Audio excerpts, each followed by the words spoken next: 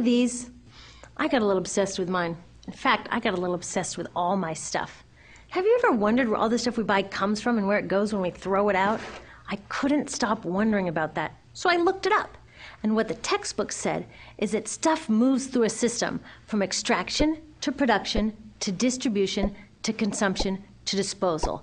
All together, it's called the materials economy. Well, I looked into it a little bit more. In fact, I spent 10 years traveling the world, tracking where our stuff comes from and where it goes. And you know what I found out? That is not the whole story. There is a lot missing from this explanation. For one thing, this system looks like it's fine. No problem. But the truth is, it's a system in crisis. And the reason it's a system in crisis is it's a linear system and we live on a finite planet. And you cannot run a linear system on a finite planet indefinitely. Every step along the way, this system is interacting with the real world. In real life, it's not happening on a blank white page.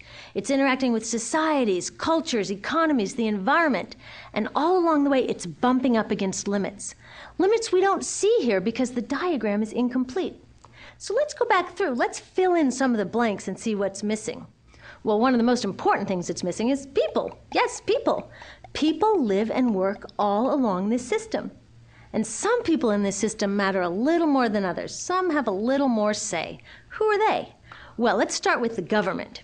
Now, my friends tell me I should use a tank to symbolize the government, and that's true in many countries and increasingly in our own. After all, more than 50% of our federal tax money is now going to the military. But I'm using a person to symbolize the government because I hold true to the vision and values the government should be of the people, by the people, for the people. It's the government's job to watch out for us, to take care of us. That's their job. Then along came the corporation. Now, the reason the corporation looks bigger than the government is that the corporation is bigger than the government. Of the 100 largest economies on Earth now, 51 are corporations. And as the corporation has grown in size and power, we've seen a little change in the government where they're a little more concerned in making sure everything's working out for those guys than for us. Okay, so let's see what else is missing from this picture. We'll start with extraction, which is a fancy word for natural resource exploitation, which is a fancy word for trashing the planet. What this looks like is we chop down the trees, we blow up mountains to get the metals inside, we use up all the water, and we wipe out the animals. So here we are running up against our first limit. We are running out of resources. We are using too much stuff. Now, I know this can be hard to hear, but it's the truth, so we've got to deal with it. In the past 3 decades alone, 1/3 of the planet's natural resource space has been consumed. Gone. We are cutting and mining and hauling and trashing the place so fast that we're undermining the planet's very ability for people to live here. Where I live, in the United States, we have less than 4% of our original forests left. 40% of the waterways have become undrinkable. And our problem is not just that we're using too much stuff, but we're using more than our share. We have 5% of the world's population, but we're using 30% of the world's resources and creating 30% of the world's waste. If everybody consumed at US rates, we would need 3 to 5 planets. And you know what? We've only got 1. So my country's response to this limitation is simply to go take somebody else's. This is the third world, which some would say is another word for our stuff that somehow got on somebody else's land. So what does that look like? The same thing, trashing the place. 75% of global fisheries now are fished at or beyond capacity. 80% of the planet's original forests are gone. In the Amazon alone, we're losing 2,000 trees a minute. That is 7 football fields a minute. And what about the people who live here? Well, according to these guys, they don't own these resources, even if they've been living there for generations. They don't own the means of production, and they're not buying a lot of stuff. And in this system, if you don't own or buy a lot of stuff, you don't have value. So next, the materials move to production. And what happens there is we use energy to mix toxic chemicals in with the natural resources to make toxic contaminated products. There are over 100,000 synthetic chemicals in use in commerce today. Only a handful of them have even been tested for health impacts, and none have been tested for synergistic health impacts. That means when they interact with all the other chemicals we're exposed to every day. So we don't know the full impact on health and the environment of all these toxic chemicals, but we do know one thing: toxics in, toxics out. As long as we keep putting toxics into our industrial production systems, we're going to keep getting toxics in the stuff that we bring into our homes and workplaces and schools, and our bodies.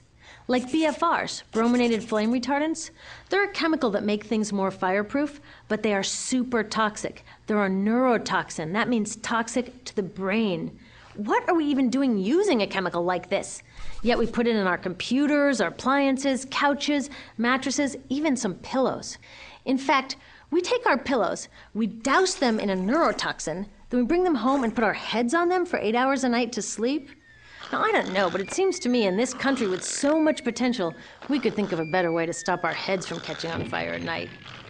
Now, these toxics build up the food chain and concentrate in our bodies.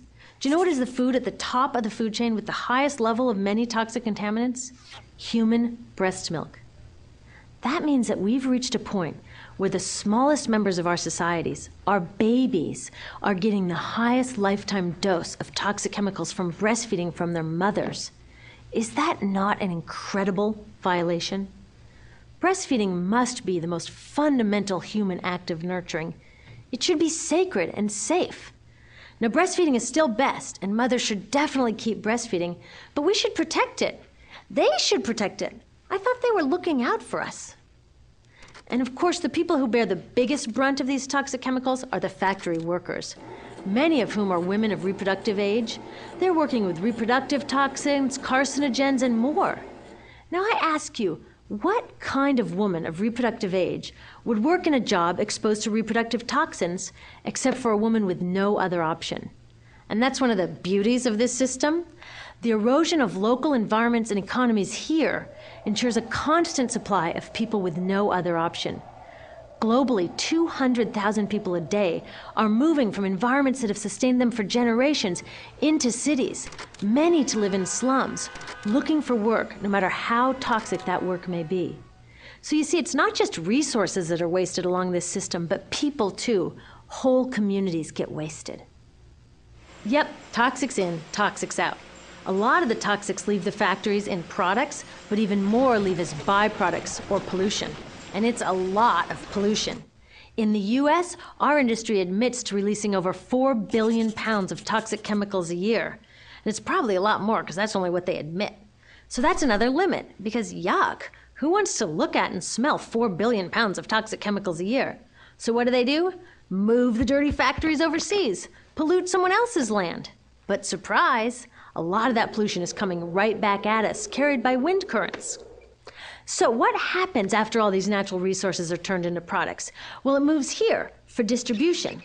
Now, distribution means selling all the toxic contaminated junk as quickly as possible. The goal here is to keep the prices down, keep the people buying, and keep the inventory moving. How do they keep the prices down? Well, they don't pay the store workers very much, and they skimp on health insurance every time they can. It's all about externalizing the costs. What that means is that the real costs of making stuff aren't captured in the price. In other words, we aren't paying for the stuff we buy. I was thinking about this the other day. I was walking to work and I wanted to listen to the news, so I popped into a Radio Shack to buy a radio. I found this cute little green radio for $4.99. I was standing there in line to buy this thing, and I was thinking, how could $4.99 possibly capture the cost of making this radio and getting it into my hands? The metal was probably mined in South Africa. The petroleum was probably drilled in Iraq. The plastics were probably produced in China. And maybe the whole thing was assembled by some 15-year-old in a maquiladora in Mexico. $4.99 wouldn't even pay the rent for the shelf space it occupied until I came along, let alone part of the staff guy's salary who helped me pick it out, or the multiple ocean cruises and truck rides pieces of this radio went on. That's how I realized I didn't pay for the radio. So who did pay? Well, these people paid with the loss of their natural resource space. These people paid with the loss of their clean air, with increasing asthma and cancer rates. Kids in the Congo paid with their future. 30% of the kids in part of the Congo have dropped out of school to mine coltan, a metal we need for our cheap and disposable electronics. These people even paid by having to cover their own health insurance. All along this system, people pitched in so I could get this radio for $4.99. And none of these contributions are recorded in any accounts book. That's what I mean by the company owners externalize the true costs of production. And that brings us to the golden arrow of consumption. This is the heart of the system, the engine that drives it. It is so important that protecting this arrow has become the top priority for both of these guys. That's why after 9/11, when our country was in shock, and President Bush could have suggested any number of appropriate things, to grieve, to pray, to hope. No, he said to shop, to shop. We have become a nation of consumers. Our primary identity has become that of being consumers, not mothers, teachers, farmers, but consumers.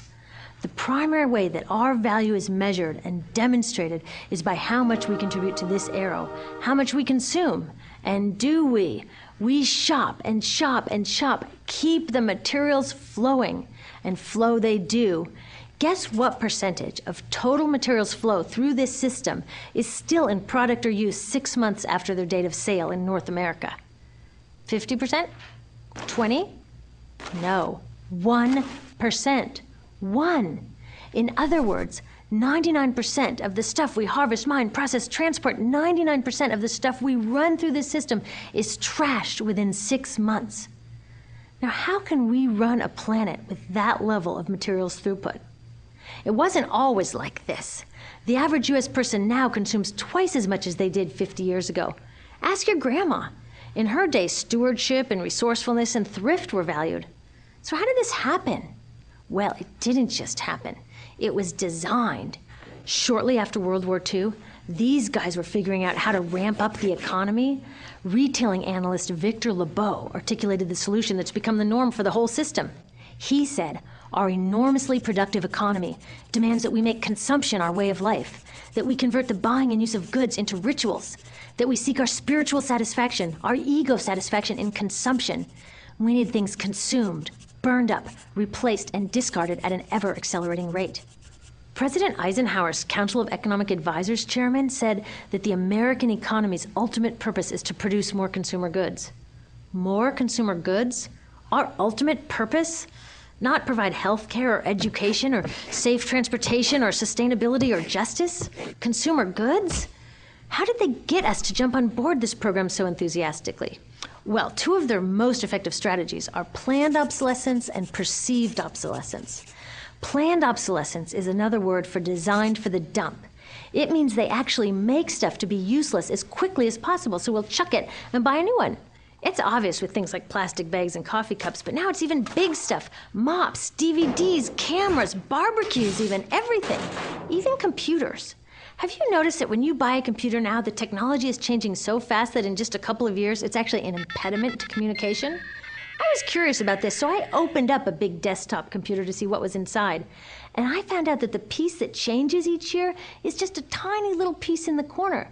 But you can't just change that one piece because each new version is a different shape. So you gotta chuck the whole thing and buy a new one. So I was reading industrial design journals from the 1950s when planned obsolescence was really catching on. These designers are so open about it.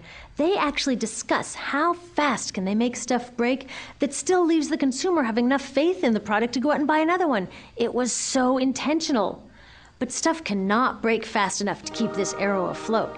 So there's also perceived obsolescence. Now, perceived obsolescence convinces us to throw away stuff that is still perfectly useful. How do they do that? Well, they change the way the stuff looks. So if you bought your stuff a couple of years ago, everyone can tell that you haven't contributed to this arrow recently. And since the way we demonstrate our value is contributing to this arrow, it can be embarrassing. Like, I've had the same fat white computer monitor on my desk for 5 years. My coworker just got a new computer. She has a flat, shiny, sleek monitor. It matches her computer, it matches her phone, even her pen stand. She looks like she's driving in Spaceship Central, and I look like I've got a washing machine on my desk. Fashion is another prime example of this. Have you ever wondered why women's shoe heels go from fat one year to skinny the next to fat to skinny? It's not because there's some debate about which heel structure is the most healthy for women's feet. It's because wearing fat heels in a skinny heel year shows everybody that you haven't contributed to that arrow as recently, so you're not as valuable as that person in skinny heels next to you, or more likely in some ad. It's to keep us buying new shoes. Advertisements and media in general plays a big role in this. Each of us in the U.S. is targeted with over 3,000 advertisements a day.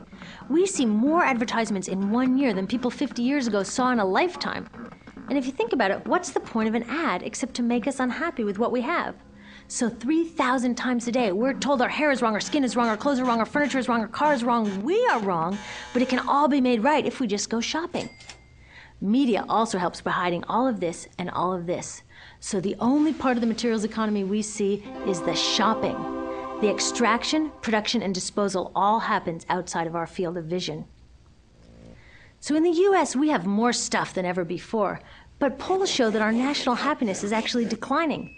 Our national happiness peaked in the 1950s, the same time that this consumption mania exploded. Interesting coincidence. I think I know why.